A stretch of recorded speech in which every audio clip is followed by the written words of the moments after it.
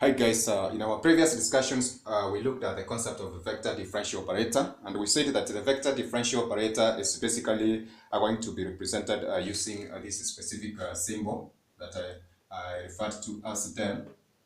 And we said that del can be represented using this specific notation whereby we're going to have the I d over dx plus j d over dy plus k d over dz.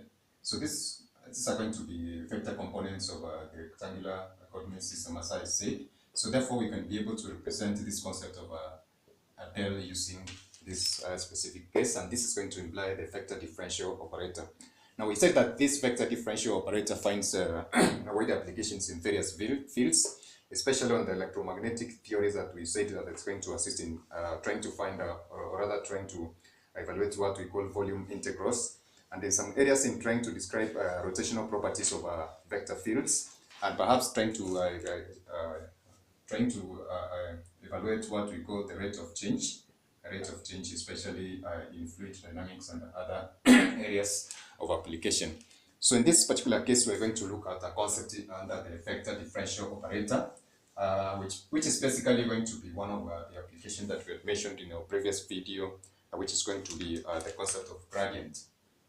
So therefore, we're going to see how a gradient can be described in terms of this vector differential operator, and then try to look at it from that particular perspective, and therefore understand our needs, specific application, and insofar as this specific concept of gradient is concerned.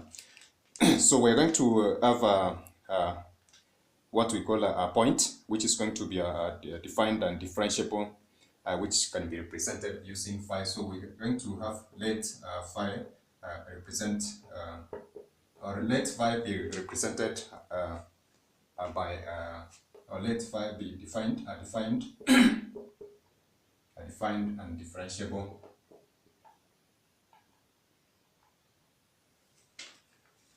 a differentiable point at a certain region in space. So we can be able to represent this particular phi in a rectangular coordinate system using the x, y, and z components, as I said before. So this is going to denote a region in space and a point that is defined and differentiable. And then we're going to see that this particular point is going to be a scalar field.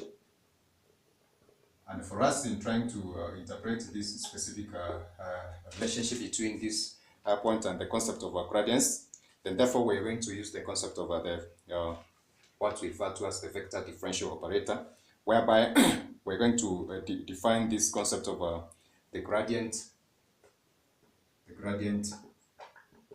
of phi, therefore can be defined as a del phi. And of course, from this specific case, then therefore we're going to use the concept of the del, which we had defined as per our opening discussion, whereby we say that del therefore phi can be able to be written as a d over d x, and this is I, plus d over d y j plus d over dy. I mean, this is a dz, okay. And then we're going to have this one being given as that one with the product of phi. And this is going to define what we refer to as the gradient of phi, which is going to be given as del phi. So sometimes we're going to see that this specific case is going to define what we call a vector field.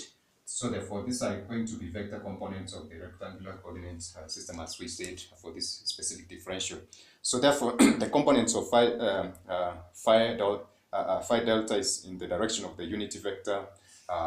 Perhaps we had spoken about the base vectors, and we say that these base vectors are basically unity vectors that you can run along the, or rather run along the direction of this specific three vertices of the coordinate system. So suppose we have a unity vector which is going to be A. We can be able to describe what we call the component of del phi in the direction of a unity vector A, which is going to be given as a del phi A. And if we try to look at this specific definition for phi before we combine it with a unity component, we're going to see that this phi is basically going to be a vector field, which is going to be defined as del phi. Now this specific direction, or rather the directional derivative of phi in the direction of a, which is given as del phi a, this is going to be a scalar vector, which of course is going to be indicated using this. So therefore we can be able to of course say that this basically means the rate of change of del phi in the direction of a, which is going to be a scalar quantity. So we're going to look at this, and they are going to be making more meaning whenever we're going to do a specific application. Now, for instance, for us to understand this, the concept of the vector differential operator being applied with other specific function.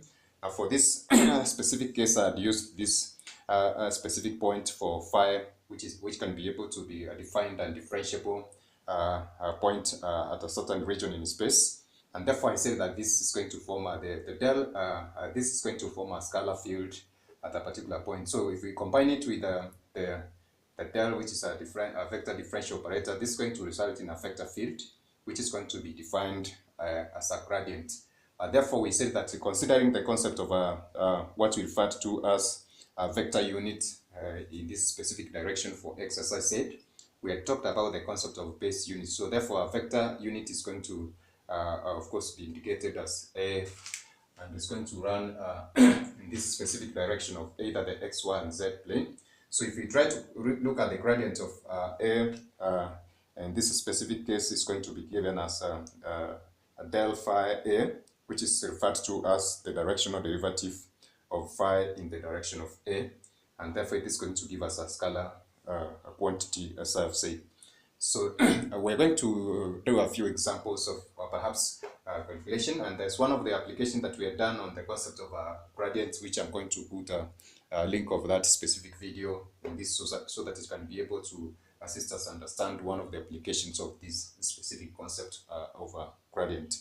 So catch us in our next video as we're going to look at other areas for application of a vector differential gradient, a vector differential operator, especially on the concept of divergency and the curls, which we are going to discuss in our next video. So that is it for now, guys. Bye, God bless.